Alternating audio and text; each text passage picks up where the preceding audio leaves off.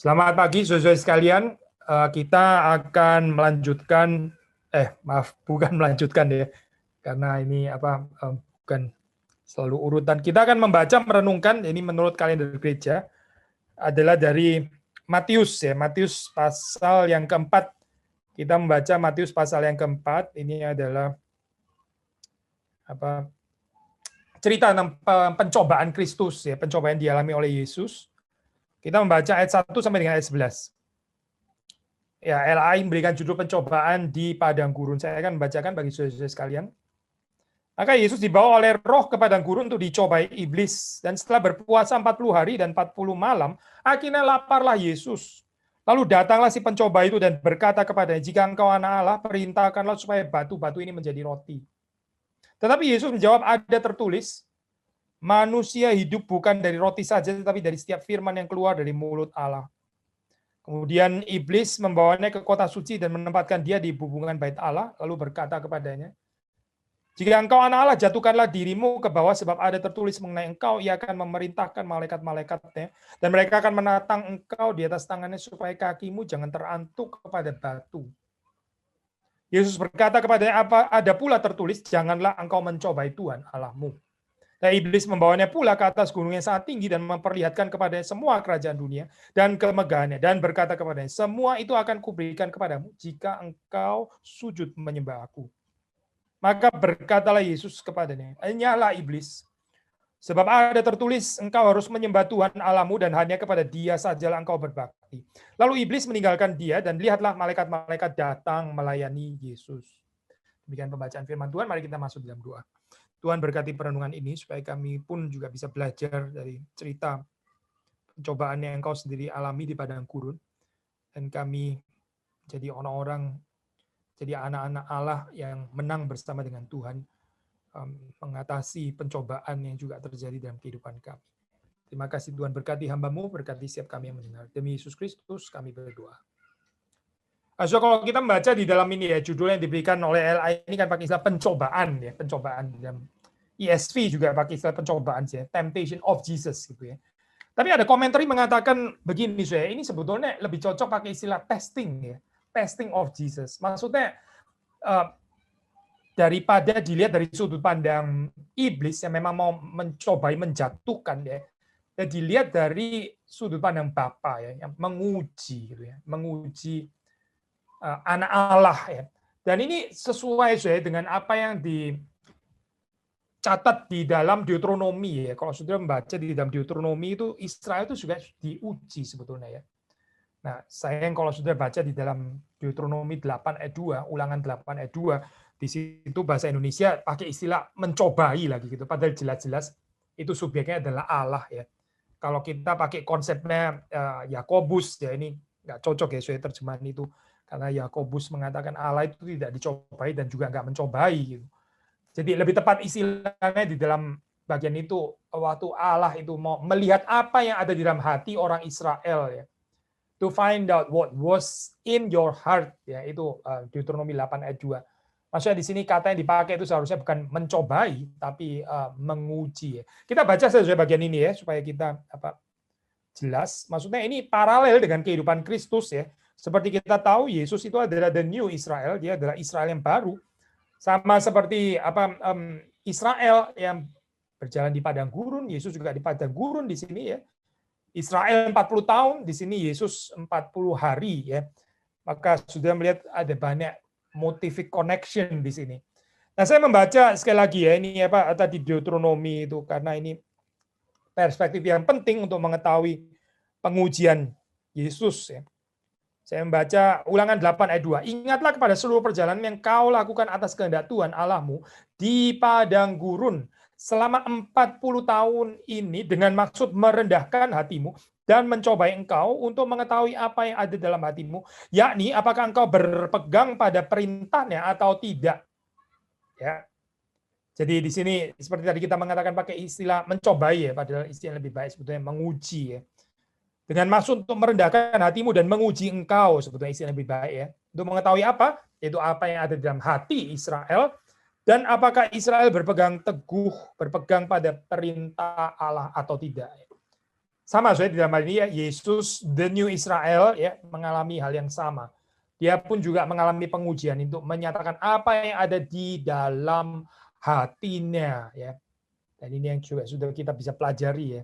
Apa yang seharusnya ada di dalam hati saudara dan saya ya, itu seharusnya seperti hati Kristus gitu, seperti apa yang ada di dalam hati Kristus ya.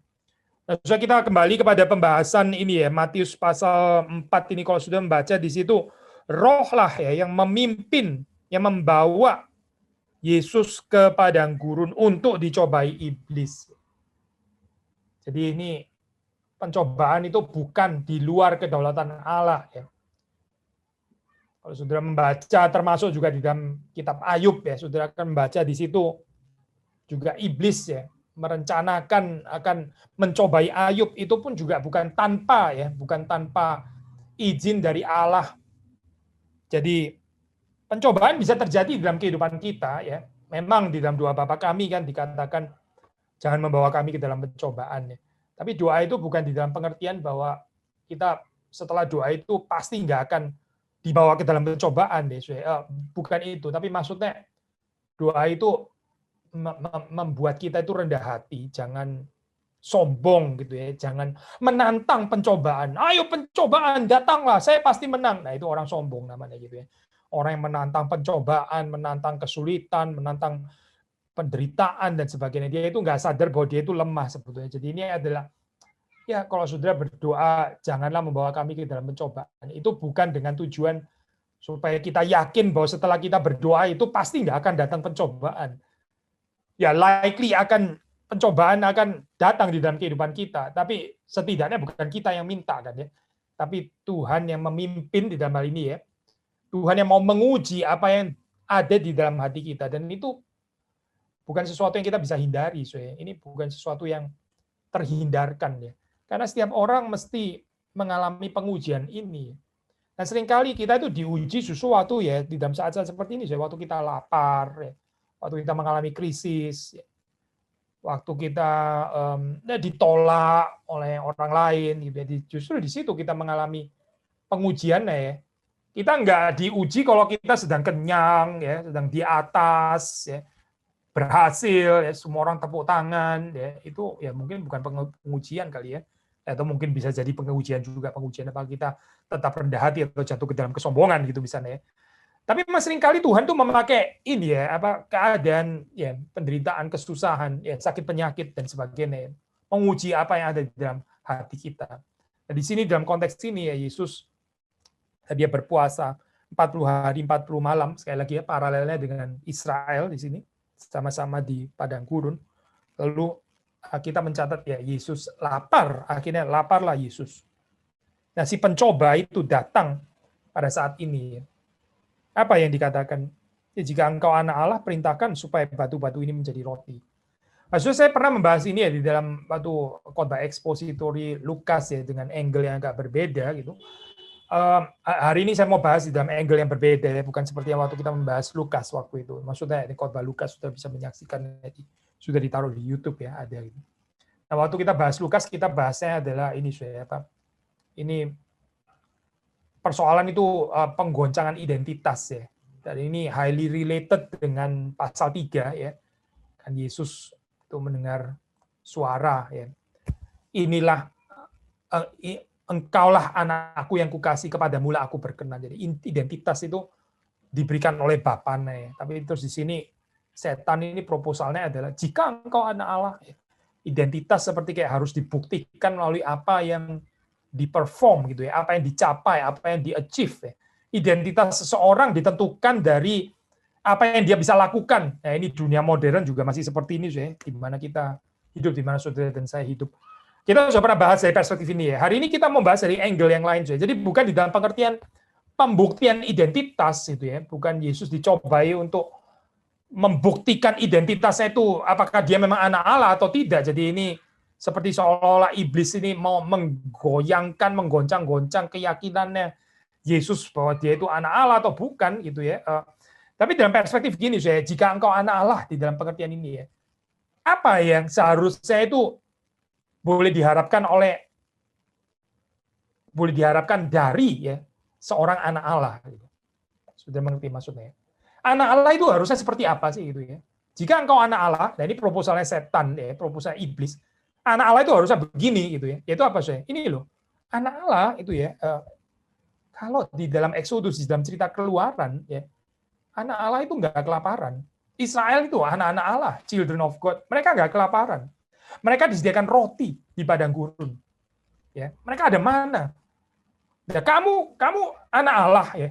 Anak Allah kok kelaparan deh. Anak Allah harusnya ya, kalau menurut teologi Exodus, menurut teologi Keluaran, itu harusnya mendapatkan mana. Jadi di sini kamu nggak ada mana. Ya sudah, kamu kan punya kekuatan, punya kuasa. Rubah aja ini batu-batu ini menjadi mana, menjadi roti ya. Sehingga ceritamu sama dengan cerita Keluaran. Ini iblis ini menarik soal teologinya. Ini semacam fulfillment juga loh. Semacam penggenapan juga daripada Keluaran. Bukan nggak ada kaitannya sama Old Testament theology. Tapi dengan cara yang salah tentu saja ya. Nah, salahnya di mana, saya? Ada komentari saya mengatakan ini ya, Artie Franz dia bilang, ya memang betul gitu ya. Itu Tuhan itu menyediakan. Tuhan menyediakan mana? Tuhan menyediakan roti ya. Tapi ya ini, Tuhan menyediakan roti itu ya pada waktu Tuhan. Bukan semau-mau kita, kapan kita mau, bukan. Jadi ada beda ya sudah di sini ya.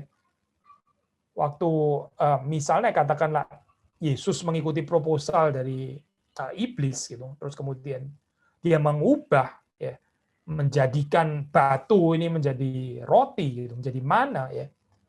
Itu ya Yesus di sini melakukan itu untuk ya dirinya sendiri tanpa menunggu ya pemberian Bapaknya ya, tanpa menanti waktu penyediaan Bapaknya. Nah, ini seringkali dalam kehidupan kita pencobaan juga terjadi seperti ini kan, Saudara. Ini.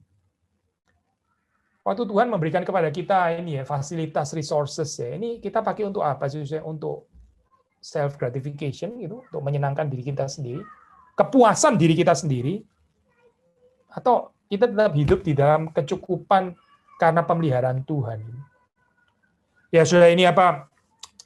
Belakangan ini ya kita bikin apa sedih dan marah dan bertanya-tanya dengan cerita kegagalan Ravi Zacharias ya. Kita bisa belajar juga daripada cerita kejatuhan ini ya. Kontras ya dengan Kristus. Kalau Tuhan memberikan kepada kita resources ya, Tuhan memberikan kepada kita fasilitas, Tuhan memberikan kepada kita apa?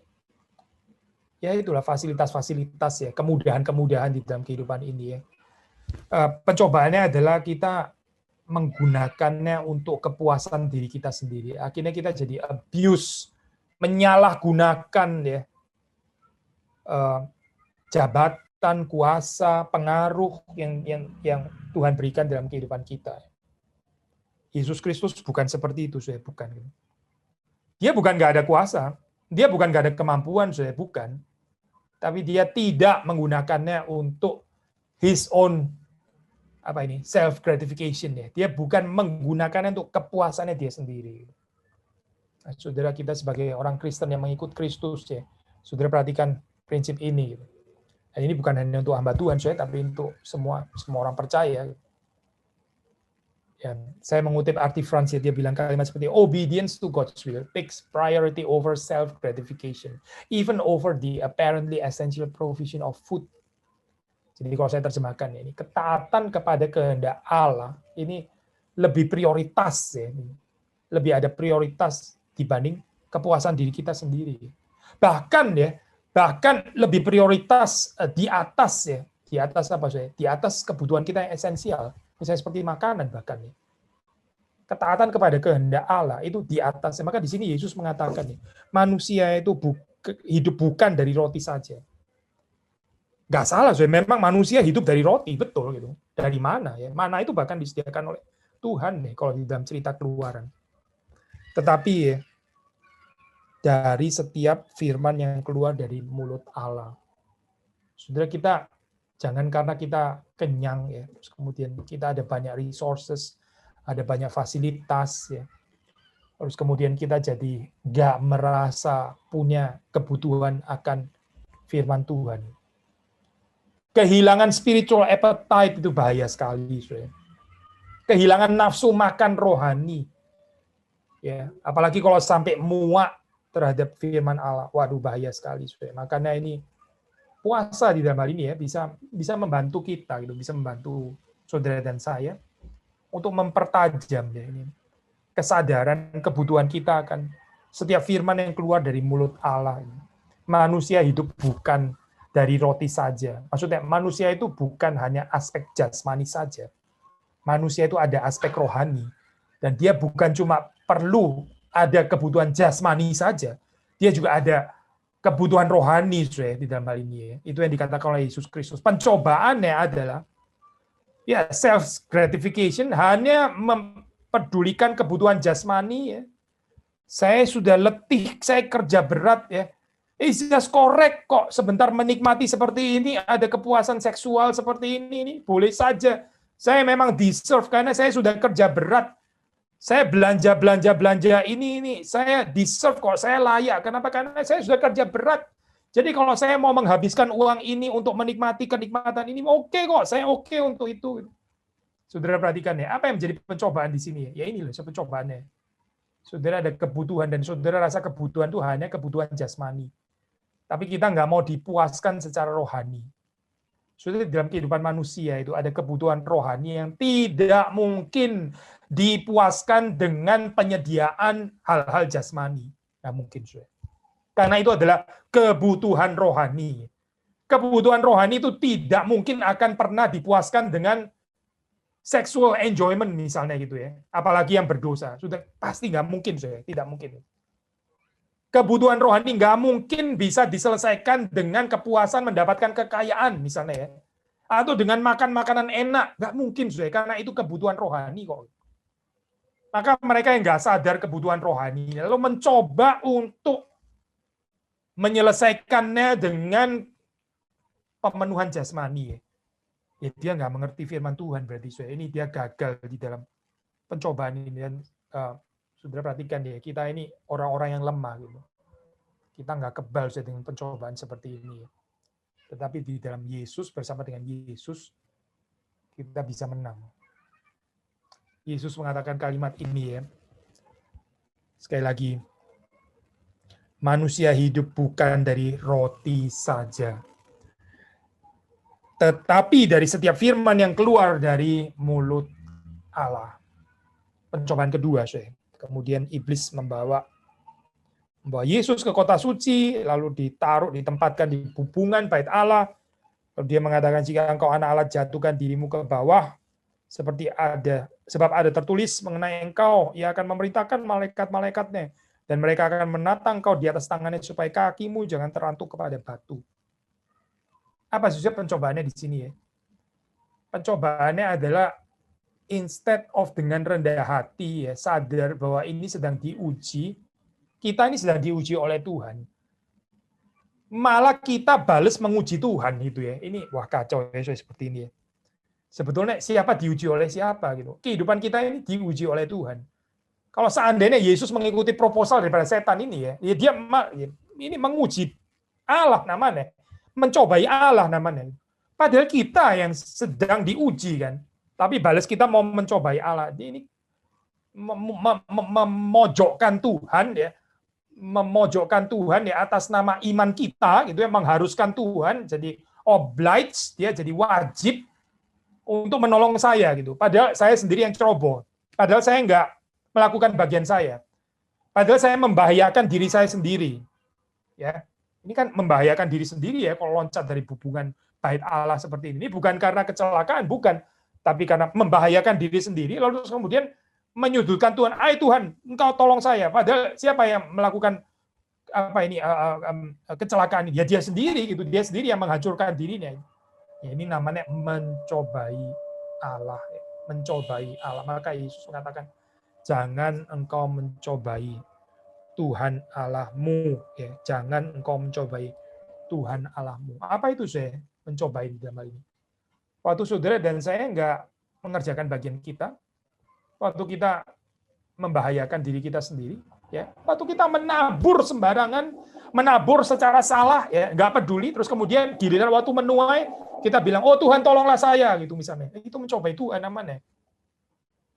Saya ambil ilustrasi sederhana saja, orang yang males-malesan, nggak mau bekerja, ya, pilih-pilih di dalam pekerjaan, dia males-malesan, ya, dia nggak mau berusaha, tapi terus kemudian dia minta, oh Tuhan, berikanlah kepadaku makanan pada hari ini. Itu mencobai Tuhan namanya. Oh Tuhan, anakku nggak cukup uang sekolahnya, tapi dia sendiri males-malesan kerja. Dia sendiri sangat pemilih di dalam bekerja. Jadi persoalan ada di mana di sini? Ini siapa yang sedang diuji? Kita yang sedang mencobai Tuhan. Kita seperti ya menguji Tuhan di sini. Ada satu kutipan ini ya, saya dari apa ya mungkin Schweitzer ya, saya kutip. Dia mengatakan seperti ini. Kalau seandainya betul ya proposal daripada iblis ini dituruti, maka yang terjadi di sini, man may become Lord of God and compel him to act through the power of his faith. Ya, ini apa, mirip seperti apa yang seringkali dikatakan oleh pendeta Stephen Tong ya. Itu menjadikan Tuhan itu jadi jongosnya kita kok kayak begini. Mentang-mentang kita dengan iman kita ya, tapi terus kemudian memerintahkan Tuhan ya. Tuhan gitu ya, atas nama imanku ya, lakukanlah ini gitu. Loh, ini Tuhan tuh siapa ya sebetulnya? Ini yang jadi Tuhan tuh sebetulnya siapa gitu? Kita jadi Tuhannya Tuhan atau bagaimana? Ini dibilang Schweitzer ya. Manusia itu akhirnya menjadi Tuhannya Allah gitu ya. Dia mau menjadi tuannya Allah, alias Allah itu dijadikan hambanya, dijadikan budaknya, lalu menyuruh Allah untuk bertindak sesuai dengan keyakinan imannya. Wah, kacau ini seperti ini, saudara. Atau ini ya, apa? Skinner mengatakan kalimat, kalau ini terjadi, ini berarti apa? Ini berarti to act as if God is there to serve His Son rather than the reverse.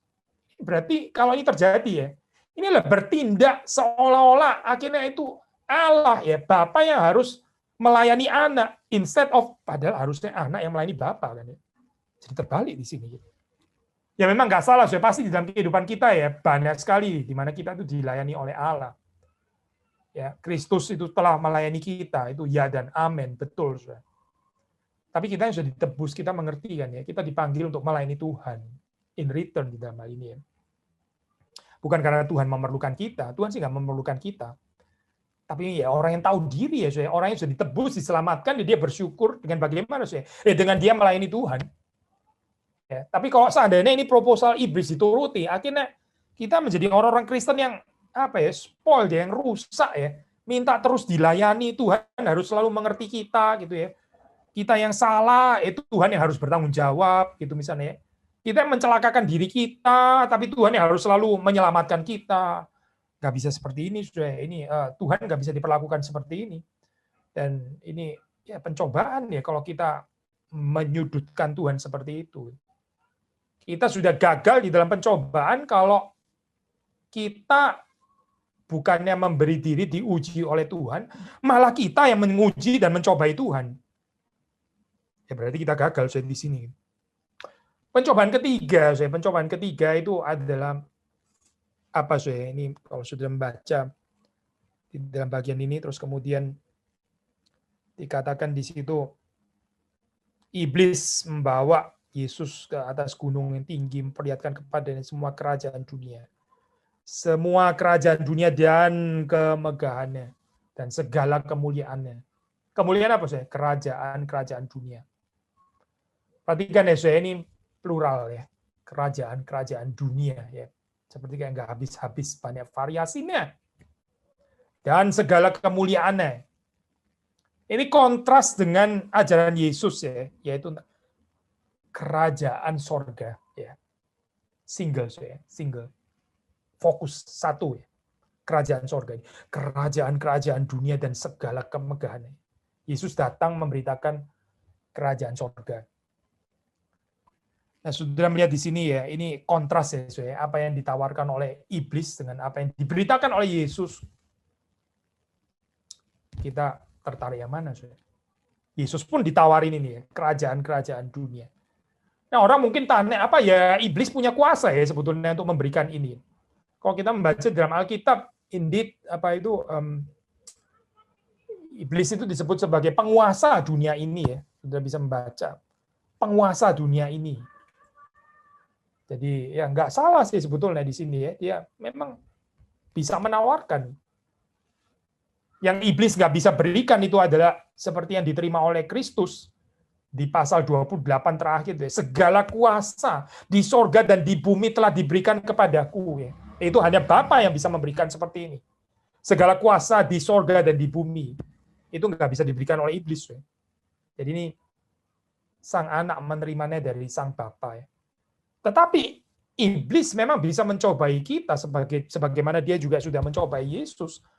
Yaitu apa sih? Menawarkan daya tarik kerajaan dunia.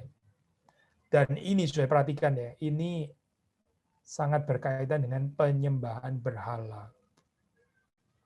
Orang yang tertarik dengan kemuliaan dunia itu sedang mempraktekkan idolatry. Apa sih ya jalan kehidupan kita ini ya? Dikuasai oleh apa sih? Cerita salib, jalan salib, ya, jalan bersama dengan Kristus, ya. Kerajaan sorga ini ya, atau kita mengejar kemuliaan-kemuliaan dunia, kebesaran-kebesaran dunia. Ya. Kita jadi minder, kita jadi merasa masih ada yang kurang kalau kita nggak seperti orang-orang yang dibanggakan di dunia ini. Kita jadi minder kalau kita nggak terkenal, kalau kita nggak kaya, ya, kalau kita nggak pinter, kalau kita gelarnya nggak tinggi, ya, kalau anak kita nggak pinter, ya, kita jadi malu. Tapi itu kemuliaan-kemuliaan yang dibanggakan oleh dunia. Waktu kita mengejar itu ya, hati-hati. Kita tidak lagi menyembah Allah yang benar. Karena tawaran ini sangat berkaitan dengan penyembahan berhala. Setan kan bilang kalimat itu ya. Semua itu akan kuberikan kepadamu jika engkau sujud menyembah aku. Nah, saudara mungkin bilang, ya, tapi saya nggak pernah ya, ini apa, mengikat janji dengan kuasa gelap seperti ini ya. Ntar jadi ada tumbalnya gitu ya. Nanti jadi ada yang kena lagi di keluarga saya gitu ya. Saya bisa dapat kekayaan misalnya dari iblis. Saya nggak pernah seperti itu ya. Saya nggak mau mengikat janji dengan iblis, dengan setan ya. Seperti Dr. Faust atau apa gitu ya. Nggak mau saya seperti itu gitu. Ya mungkin memang kita nggak pernah. Tapi saudara perhatikan ya. The moment ya, waktu kita mulai tertarik dengan kerajaan-kerajaan dunia ya, maksudnya bukan lagi tertarik dengan narasi kerajaan sorga, tapi kita mulai tertarik dengan kerajaan-kerajaan dunia dan kemegahannya, kemuliaannya, ya. Sorak-sorainya, ya. Gegap gempitannya, daya tariknya. Ya. The moment ya kita tertarik dengan hal itu ya. The moment itu juga, momen yang sama itu juga ya. Visi kerajaan sorga itu pasti akan jadi redup di dalam kehidupan kita. Kita jadi nggak tertarik lagi. Saudara kalau membaca dalam Matius ya itu kalimat kerajaan sorga ya. Salah satu yang ya ayat pertama ya. Saudara membaca di dalam khotbah di bukit kan. Berbahagialah orang yang miskin di hadapan Allah. Karena mereka lah yang punya kerajaan sorga. Siapa sih yang memiliki kerajaan sorga? Kerajaan sorga itu diberikan kepada mereka yang poor in spirit. Mereka yang sadar, mereka punya kebutuhan rohani yang besar. Dan mereka nggak mempunyainya. Mereka miskin, mereka membutuhkannya di dalam Tuhan. Inilah saya orang-orang yang memiliki kerajaan sorga. Tapi kerajaan dunia saya sebaliknya. Gitu. Berbahagialah orang yang kaya di hadapan manusia, bukan di hadapan Allah. Saya. Berbahagialah orang yang kaya raya di hadapan manusia. Ya. Mereka lah yang akan mempunyai kerajaan-kerajaan dunia. Yaitu khotbahnya. Khotbah yang di dalam dunia ini. Saudara, narasinya narasi yang mana? Narasi kehidupan kita ini. Kisah hidup kita ini kisah yang mana? Kisah kerajaan sorga. Malu disebut orang yang miskin. Kita lebih suka berlomba bagaimana menjadi kaya, menjadi banyak harta, ya, punya banyak tanah, banyak gedung, ya, dan sebagainya. Ini kisah yang mana, sudah yang berkuasa di dalam kehidupan kita, ya. Hati-hati ya, sudah orang yang tertarik dengan kerajaan-kerajaan dunia dan kemegahannya, ya, mereka nggak mungkin bisa beribadah dengan benar. Mereka tidak lagi menyembah Tuhan. Karena orang yang menyembah Tuhan itu harus membuang kerajaan-kerajaan dunia dan segala kemegahannya. Yohanes mengatakan dunia dan segala keinginannya ini akan lenyap, ini akan lewat, akan binasa begitu saja, akan hilang. Tetapi berbahagia ya mereka yang melakukan kehendak Allah. Mereka hidup selama-lamanya. Nah, Yesus ini dicobai hal seperti ini ya, untuk menukar cerita kisah kerajaan sorga itu ya, orang-orang kecil, orang-orang berdosa ya, ditukar dengan kemegahan kerajaan-kerajaan dunia. Tapi Yesus bergeming, Yesus nggak peduli dengan itu saya. Yesus tetap setia ya, menjalankan kisah yang dia terima dari Bapaknya. Apa sih? Ya, kisah kerajaan sorga. Matius membahas kerajaan sorga cukup ekstensif ya, lebih ekstensif daripada Yohanes misalnya. Matius mempunyai diskursus ya, yang khusus membahas tentang perumpamaan kerajaan sorga ya, perumpamaan tentang kerajaan sorga. Dia pakai beberapa perumpamaan untuk menjelaskan kerajaan sorga itu seperti apa. Dan di dalam khotbah di bukit, kita juga membaca di sini tentang kerajaan sorga. Ada yang terbalik ya, di dalam kisah kerajaan sorga ini. Kerajaan dunia ini mementingkan orang-orang yang penting, orang-orang yang besar, gitu ya, orang-orang yang berpengaruh, ya, orang yang berkarisma. Sekali lagi ya, kalau boleh belajar daripada lesson pelajaran kegagalan daripada Ravi Zakaria. Saya mengatakan ini bukan dengan spirit self-righteous ya, bukan, karena saudara dan saya nggak kebal dengan kelemahan seperti ini. Tapi ada problem dengan kekristenan yang model celebrity preacher gini ya. Berkarisma gitu. Satu orang one man show ya. Semuanya tergantung kepada dia. Aduh, bahaya sekali, bahaya gitu. Saya harap di Harapan Indah bukan begitu ya. Saudara jangan jadikan Pak Ruben jadi celebrity preacher atau celebrity hamba Tuhan di sana gitu ya. Bukan gitu. Tapi kita menjadi komunitas yang diberkati Tuhan waktu setiap dari saudara ada bagian dan bukan urusan yang penting ya, itu besar, kecil, dan sebagainya. Karena setiap orang menerima takarannya masing-masing dari Tuhan, menurut kedaulatan Tuhan. Kita jangan mengklasifikasikan orang dengan bikin kasta-kasta, ini orang penting ya, ini kurang penting, orang ini nggak penting sama sekali, dia datang juga nggak apa-apa, kolektornya juga sedikit kok gitu misalnya. Tapi ini jangan sampai nggak datang, jangan sampai tersinggung. Kenapa? Karena dia orang yang persembahannya besar loh. Ini gereja tergantung kepada kehadirannya dia gitu misalnya. Jangan, itu bukan cerita kerajaan sorga, bukan. Yesus di dalam kehidupannya bukan seperti itu, saya tidak. Dia bisa kalau dia mau seperti ini.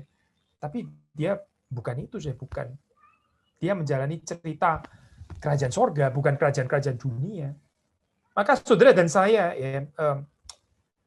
jangan bergantung kepada satu idola idola siapapun orang itu. Baik yang masih hidup maupun yang sudah mati sekalipun. Tapi kita ini mesti belajar masing-masing itu berfungsi. Setiap orang itu ada bagiannya. Nah itu kalau sudah melihat cerita kerajaan sorga, kan seperti itu ya. Yesus menghampiri Levi si pemungut cukai, Matius. Yesus menghampiri orang-orang yang sederhana, dihampiri oleh Yesus. Mereka masing-masing ada bagiannya. Bukan seperti di dalam kerajaan dunia ini, hanya mementingkan orang-orang yang dianggap potensial, yang bisa kasih persembahan banyak dan sebagainya. Itu bukan cerita kerajaan sorga, itu cerita kerajaan-kerajaan dunia. Dan bukan hanya di gereja, di dalam keluarga saudara. Bagaimana saudara memperlakukan anak-anak? Apakah saudara selalu berpihak kepada yang pinter, gitu misalnya? Yang loyal kepada saudara, gitu, yang loyal, wah saudara makin cinta, ini anak ini loyal banget ya dengan saya itu. Nggak seperti anak satu nih, disuruh-suruh tuh kayaknya susah sekali. Saya suka sama anak yang ini, saya senang banget sama ini. Kenapa? Karena dia sangat berbakti kepada saya sebagai orang tua. Nah, kayak begini, saya. Itu cerita kerajaan dunia, saya, bukan kerajaan sorga. Kerajaan sorga itu Yesus datang mencari orang yang berdosa. Yesus datang, bukan untuk orang benar. Tapi cerita kerajaan dunia, ya mencari orang yang benar, orang yang setia, yang loyal, yang senang sama kita, dan sebagainya. Ini kalimat ini seperti sederhana, saya. Kerajaan dunia, ya. Kerajaan sorga, seperti cuma sekedar urusan slogan. Ini bukan slogan, saya. Ini betul-betul satu kisah yang besar, gitu. Kisah yang di dalam kehidupan kita, ini apa sebetulnya? Ini kisah kerajaan sorga kah atau kisah kerajaan dunia? Yesus dicobai ya untuk menukar, ya, untuk meninggalkan kisah kerajaan sorga. Seolah setan mau mengatakan, sudahlah, nggak usah urusan dengan kerajaan sorga itu, gitu. Aduh, menderita, kamu menderita. Nanti disalib lah, apa, dianiaya, dan sebagainya. Sudah mendingan ini saja, kamu sujud saja kepadaku, ya langsung ini kamu dapat semuanya. Shortcut, ya, jalan gampang, cepat, ya, tanpa pergumulan, instan. Tapi Yesus tidak tertarik, Yesus, ya. Dan saudara dan saya harusnya juga tidak tertarik. Karena saudara dan saya dipanggil untuk menghidupi kisah kerajaan sorga, ya. Bukan kerajaan-kerajaan dunia dan segala kemegahannya. Sekali lagi, saya, kita memang nggak kebal, ya, saya, kita nggak kebal pencobaan, kita bisa gagal, kita bisa jatuh, tapi pandanglah kepada Kristus, Tuhan yang kita percaya. Lihatlah, ya, ketekunannya, lihatlah kesetiaannya, lihatlah, ya, kehidupan yang selalu tertuju kepada Bapa yang di sorga. Kiranya Tuhan memberkati kita semua. Mari kita masuk di dalam doa. Tuhan, pimpinlah kehidupan kami. Kami sadar kami lemah. Kami bisa gagal di dalam pencobaan.